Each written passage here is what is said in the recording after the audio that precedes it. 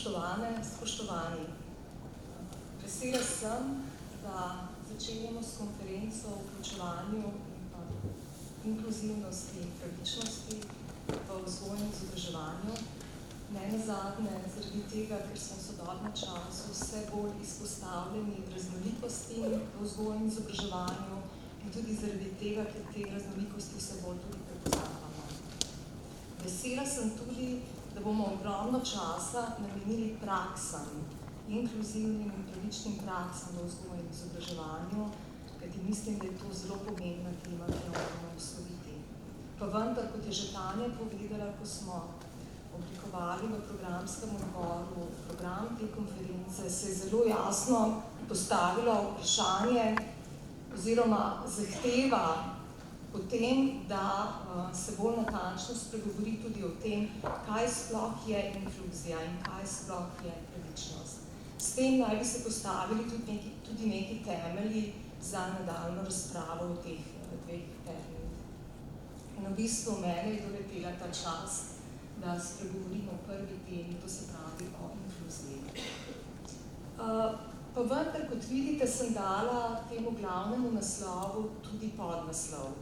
V bistvu zaradi tega, ker bi želela, da je že povsem na izhodišču jasno, da v okviru te teme lahko uporabljamo zelo različne termine.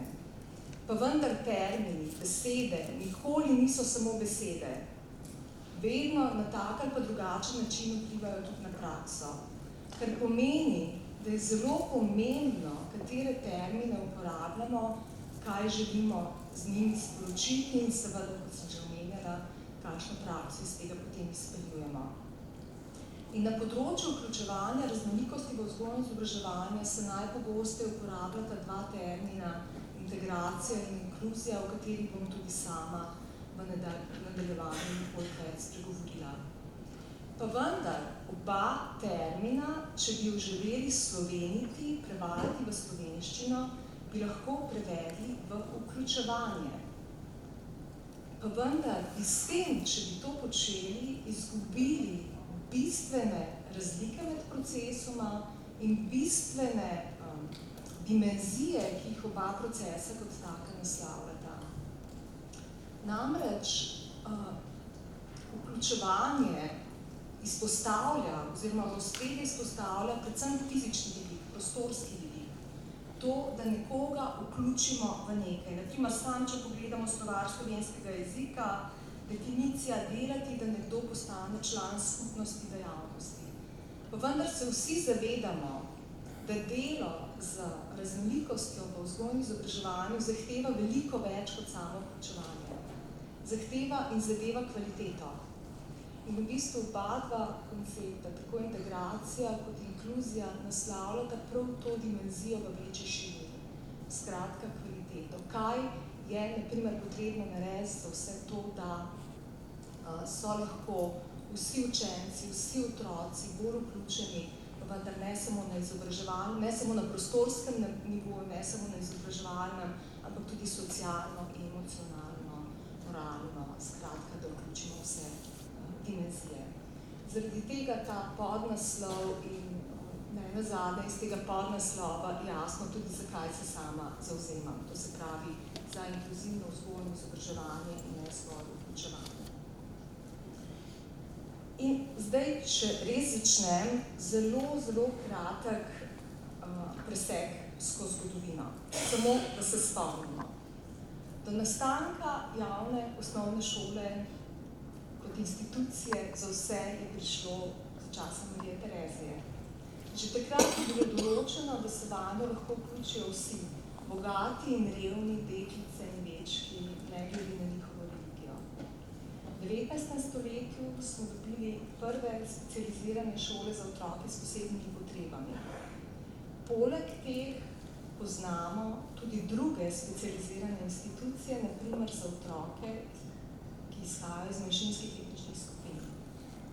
Pa vendar smo že z belo knjigo leta 1995 se odločili, da gremo v smer zmanjševanja ločenih oblik vzgoje in izobraževanja, to se pravi v smer integracije in v sodobnosti seveda v smeri inkluzije kot sodobnejšega koncepta. Zdaj, če izpostavim, kaj integracija je. Integracija do nje je prišlo v 60-ih, 70-ih letih prejšnjega stoletja v zahodnih državah. V bistvu je naslavljala 3 take, bi lahko rekla, temeljne pravice oziroma imela 3 temeljne zahteve. Pravica do izobraževanja učencev s posebnimi potrebami, pravica do tega, da se izobražujejo v lokalnih, to se pravi v rednih šolah, in pa reorganizacija posebnega izobraževanja, reorganizacija, ki je zadevala vse od financiranja do kategoriziranja.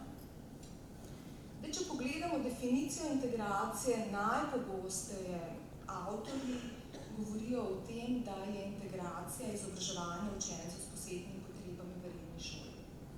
In v bistvu tudi ta definicija inkluzivno vzgojo in izobraževanje govori prav o tem. In v bistvu ta definicija že sama po sebi pogleda integracija seboj nosi to misel, da morajo biti otroci, učenci za vključitev pripravljeni, da morajo doseči določene standarde, da se morajo prilagoditi instituciji, ki kot taka obstoja. Skratka, integracija se osredotoča na posameznike s posebnimi potrebami, nanje. V ospredju je lokacija, to se pravi, kje se posameznik izobražuje. Znotraj rednega razreda, posebnega oddelka znotraj redne šole, pri nekaterih razredih, pri nekaterih predmetih, v posebnih razredih, pri drugih, v rednih predmetih, skratka pomembna je lokacija.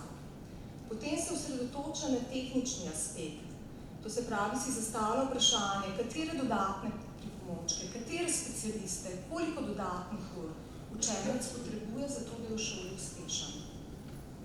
Videna je kot dodatek in ne del sprememb, ki zadevajo celoten sistem, ki zadevajo vzgojo in izobraževanje kot celoto, je delič medicinskega diskurza. To pomeni, da izhaja iz tega, da so nekateri učenci drugačni, da imajo hendikep, motnjo, posebno potrebo, kakorkoli že to imenujemo, in da so zato zanje potrebni posebni prijemi, posebni cilji, posebej za to usposobljeni učitelji. Zato tudi ta slika, ki jo imate na desnem zgornjem kotu, ki govori o tem, ja, v redni šoli pa vendar ločeni, še zmeraj izolirani. In zaradi tega mnogi govorijo o integraciji le kot o novem imenu za posebno izobraževanje, ker se še zmeraj celo vrsto stvari zanje dela drugače, posebej ločeno. V ospredju je prilagajanje, asimilacija že obstoječemu sistemu, to se pravi, ključen kriterij vključitve za posameznika je, da dosega standarde znanja. Kar pomeni tudi to, da je v ospredju izobraževalni vidik, učenje, ne pa tudi socialni, emocionalni in moralni razvoj. V bistvu integracija nekako, ko je prišlo do tega koncepta in ko se je začel uveljavljati, je bilo neko pričakovanje, da bo namestitev otroka s posebnimi potrebami v redni vzgojno-izobraževalni sistem že sama po sebi prinesla prednosti. Pa vendar vsi vemo, da temu ni tako. Sama namestitev je daleč od tega, da bi bila dovolj. In zaradi tega se je začel uveljavljati v 90-ih letih termin inkluzija. Sprejet je bil na UNESCO-vi konferenci o posebnih izobraževalnih potrebah v Salamanki. In v bistvu ima inkluzija veliko širši kontekst, veliko povsem drugačne izhodišča, drugačno pojmovanje. In tukaj sem dala tole sliko, ki jo po mojem že vsi poznate. Zaradi tega, ker se pojavlja v zelo različnih tekstih, na zelo različne načine, pa vendar se mi zdi, da je zelo taka luštna, ker pokaže prav to, v čem je razlika med integracijo in inkluzijo. Integracija, ti se moraš prilagoditi sistemu in vstopiš lahko v redni sistem, če se mu lahko prilagodiš. Medtem ko inkluzija izhaja bolj iz spoštovanja razlik. Iz tega spoštujemo, da si ta, kakršen si, kar pomeni, da se mora spreminjati in pa preoblikovati tudi redni šolski sistem kot tak. Skratka, zahteva njegovo prilagodljivost. Definicij inkluzije je veliko. Jaz sama ne bi šla v definicije, pa vendar na izhodišču moram vsaj kakšno omeniti. Odločila sem se za UNESCO-vo definicijo inkluzije, proces sestavljen iz dejanj in praks, ki sprejemajo raznolikost in gradijo občutek pripadnosti, ki temelji na prepričanju, da je vsak človek vreden, ima potencial in mora biti spoštovan. Iz tega se potem izpeljuje tudi definicija inkluzivne vzgoje in izobraževanja, to se pravi, gre za spodbujanje medsebojnega spoštovanja, izhajanje iz prepričanja, da je vsak pomemben, vreden, ter oblikuje vzgojne izobraževalna okolja, v katerih pristop k učenju, institucionalna kultura in kurikulum odražajo vrednotenje raznolikosti. In še definicija Evropske agencije za posebne potrebe in inkluzivno vzgojo in izobraževanje, sistemski pristop k zagotavljanju visoko kakovostne vzgoje in izobraževanja v rednih šolah in učinkovito izpolnjevanje akademske, socialnih učnih potreb učencev iz lokalne skupnosti.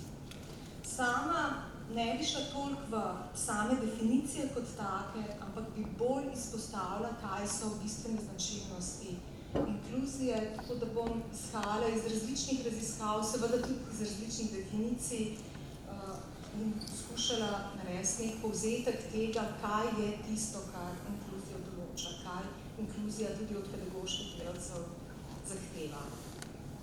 Govori torej o vseh učencih, ki jim je življenje v vzgojno izobraževanje institucij, učenje, participacija na kakršenkoli način oteženo. Ne govori samo o učencih s posebnimi potrebami. Relevantna, pomembna je za vse stopnje šolanja in za vse vzgojno izobraževanje institucije, ker se povsod zaposlenih srečujemo z raznolikostmi. Potem pomembna je skrb ne le za učni uspeh, ampak tudi za posameznikov emocionalni, moralni, socialni razvoj. Pomembno je, na primer, spodbujanje socialne odgovornosti, kooperativnosti, solidarnosti, izražene skrbi vseh učencev za vse učence, kot poudarjajo številni avtorji. Potem gre za proces povečanja širine rednih šol na način, da lahko vključijo večjo raznolikost učencev. Kar pomeni, redni šolski sistem se mora spremeniti zato, da lahko večjo širino učencev vključi. Potem pa vendar cilj ni samo vključevanje, kot sem že na izhodišču omenila, ampak je cilj povečanje participacije, zmanjševanje vseh oblik izključevanja in razvrednotenja na vseh nivojih in gre, torej pomembno je delovanje, da se s ciljem, da se posameznik čuti član skupnosti, da je kot tak pripoznan tudi strani drugih, da je v tej skupnosti aktiven in da torej v njej lahko tudi participira. Ali smo temu zadostili ali ne, vsi pedagoški delavci vemo, da se morda to ne vidi toliko samo v času pouka, ampak morda še veliko bolj v času odmorov. Takrat je ključno vprašanje, ali učenec res sprejet ali ne, ali ga drugi sprejmejo v svoj krog, ali se z njim igrajo, ali morda nekje pritisnen v ozadje.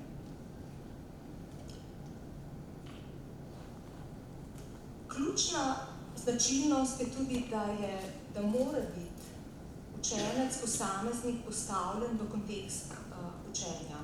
To pomeni, da v ospredju ni vprašanje, kakšen je njegov hendikep, motnja, posebna potreba, ampak v ospredju je vprašanje, kako se najlažje učiti. In zaradi tega tudi osnovni razlog za njegov uspeh in pa neuspeh znotraj vzgojno-izobraževalnih institucij ni samo v njegovih individualnih značilnostih, ampak tudi v okolju, načinu poučevanja, sprejemanju strani vrstnikov, upoštevanju njegovih želja, v možnosti, ki jih ima za sodelovanje in izobraževanje. In spet cela vrsta raziskav izpostavlja, da je socialni vidik ključen. Ko se posameznik čuti sprejetega v okolju, potem se veliko lažje tudi uči.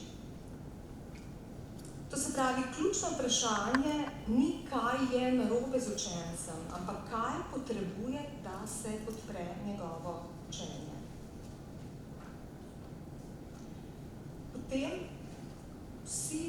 posamezniki, vsi vključeni v vzgojo in izobraževanje niso in ne morejo biti dojeti kot objekt obravnave, ampak so tisti, ki soustvarjajo realnost, soodločajo, prevzemajo odgovornost, kar je nenazadnje določeno že s konvencijo o otrokovih pravicah. To pomeni, da jih je potrebno njih in seveda tudi v primeru, da je to potrebno njihove skrbnike, vključiti v vse nivoje načrtovanja, izvedbe, evalvacije dela z njimi. Da je treba z njimi govoriti, kaj želijo, kako želijo, kateri so načini, skozi katere se najlažje učijo in se najlažje tudi vključijo. Potem zelo pomembno vprašanje za vsakega pedagoškega delavca, ali potrebujejo učenci dodatno pomoč. Odgovor, ki ga dobimo iz različnih raziskav, je, da je to odvisno od širine, do katere šola lahko prilagodi kurikulum, poučevanje, organizacijo dela in druge dodatne vire, zato da bi pospešila učinkovito učenje. Pa vendar je ob tem nujno potrebno imeti v mislih, da je šola, vzgojno-izobraževalna institucija, razred inkluziven bolj, če je manj izključevanja. Zato je ključni izziv vseh pedagoških delavcev, kako najti strategije, načine, da se tisto, kar je običajno na voljo za učence, razširi. Da se ne dela nekaj za nekatere, nekaj povsem drugega pa za nekoga drugega. Skratka, da se pojmovanje tega, kar je na voljo vsem, razširi. To lahko pomeni tudi, da je potrebna specifična pomoč posamezniku, ali pa da je kratkotrajno izključevanje potrebno, ker spodbuja dolgotrajno participacijo. Pa vendar, kot sem omenila, je zelo pomembno, da je to zagotovljeno na ta način, da s tem spodbujamo stigmatizacijo in marginalizacije in da je izključevanje čim manj. Kako torej preseči izključevanje in stigmatizacijo? Kot kažejo trenutne raziskave, je rešitev v čim pogostejši uporabi učnih strategij, ki omogočajo participacijo, sodelovanje, učenje učencev drug od drugega. Naprimer, izpostavila bi samo en pristop, ki ga uporabljajo v škotskih šolah, ki ga analizira tudi Rani Florian. Naprimer, tam izpostavljajo, da je zelo pomembno, da učitelj na osnovi poznavanja različnih interesov vseh učencev, njihovih predhodnih izkušenj, znanja, potreb, sposobnosti, pripravi za vse učence različne variante učne ure, v katerih lahko vsi sodelujejo. Pri tem pa potem učencem dopušča, da sami usmerjajo svoje učenje preko izbirne aktivnosti, skratka, da sami izbirajo. To pomeni, da učitelj ni tisti, ki vnaprej se odloči, ti to lahko narediš, ti pa tega ne moreš narediti. In naprej sam v svoje presoje vključuje učence, ampak jim daje možnost, da izbirajo različne aktivnosti in na ta način vidi tudi, kaj učenec potrebuje, kje potrebuje tudi še kakšno dodatno spodbudo in podobno. Če strnem, bi lahko povedala in verjetno iz tega, morda marsikomu je prišlo na misel, pa kaj, to je nek ideal, to je neka vizija in mogoče tudi to je iluzija, ne vem, morda. In dejstvo je, da je inkluzija ideal, vizija, moralni imperativ, da je povezan z vrednotami, kot so dostopnost, kvaliteta, enakost in socialna pravičnost, demokratičnost in participatornost, enotnost in raznolikost. Je proces in ne stanje, s katerim šola odgovarja na potrebe vseh učencev, kar pomeni, da ni nikoli dokončan proces. Vedno se pojavljajo nove ovire, nove oblike izključevanja, ki jih je nujno potrebno identificirati in zmanjšati in s tem povečati učenje in participacijo vseh. To tudi pomeni, da je ni mogoče naprej predpisati, natančno določati. Jasno je, kaj je cilj, jasne so smernice delovanja, ampak strategije so lahko številne. Poti, kako to udejanjimo, je zelo veliko. Splošen konsens na mednarodnem nivoju je, da je inkluzija politično, izobraževalno in socialno zaželjena. Celo več, je obveza za vse države, ki so ratificirale konvencijo Združenih narodov o pravicah invalidov, ki jo je Slovenija podpisala leta 2008. Skratka, težko najdemo državo in šolski sistem, ki inkluzije kot tak ne bi podpiral in sprejemal. Pa vendar so zelo velike razlike v tem, kakšne so prakse inkluzije, bodisi na sistemskem nivoju, na nivoju vzgojno-izobraževalne institucije in pa na nivoju posameznega razreda. Razlog je v tem, ker je močno povezana z družbenimi in individualnimi vrednotami in normami in seveda te vplivajo tudi na konkretne odločitve tako politikov, šolskih politikov, kot tudi praktikov. Če povem povsem konkretno, ni motnja, hendikep, sam po sebi razlog, zakaj je nek učenec, na primer izključen iz razreda, poslan specialnemu pedagogu, ampak je to odvisno od pomena, ki ga pripišemo hendikepu oziroma motnji. Preprosto povedano. Nek učitelj jo lahko razume kot sestavni del razlik med učenci, ki so pričakovane, ki so običajna značilnost človeškega razvoja. Nekdo drug jo lahko razume kot ključno oviro za doseganje dobrega učnega uspeha tega konkretnega učenca in ključno oviro za pomoč učitelja drugim učencem pri doseganju dobrega učnega uspeha. Prvi in drugi učitelj bosta našla povsem drugačne rešitve. Skratka, ključna so prepričanja, vrednote, stališča zaposlenih in kot raziskave kažejo, so ta bistveno bolj pomemben dejavnik inkluzije kot pa metodično-didaktična usposobljenost sama. In katera so ta inkluzivna prepričanja? Izpostavila jih bom samo par ključnih. Raznolikost je osnova, je ključna značilnost človeškega razvoja in človeškega življenja. Je vrednota in ne ovira. Življenje bi bilo dolgočasno, če bi bili vsi enaki. Vsi so, kljub temu, da se med seboj razlikujemo po zmožnosti, predznanju, etničnosti, spolu, socialno-kulturnem ozadju in tako naprej, vredni poučevanja in imamo enake pravice in vsi se lahko učimo. Vsi smo sposobni soodločanja in prevzemanja odgovornosti, tudi učenci s posebnimi potrebami, tudi predšolski otroci. In poučevanje je dolžnost in odgovornost zaposlenih učiteljev. In tega ne morejo in ne smejo prenašati na starše, na specialne pedagoge ali katere druge specialiste. To ne pomeni, da vsi ti ljudje niso pomembni zato, da lahko učitelju pomagajo pri njegovem delu. Učitelj ne more vedeti vsega. To je iluzija, ki se jo moramo otresti. Pa vendar ima zato svetovalne delavce in celo goro drugih ljudi, ki mu lahko pri tem pomagajo. Zavedati pa se more, da je on tisti, ki preživi največ ur z konkretnim učencem, ki je vključen v vzgojno-izobraževalni sistem. Zato zanj tudi odgovoren. In še eno ključno prepričanje, učitelji so sposobni poučevati vse otroke in to dokazujejo raziskave.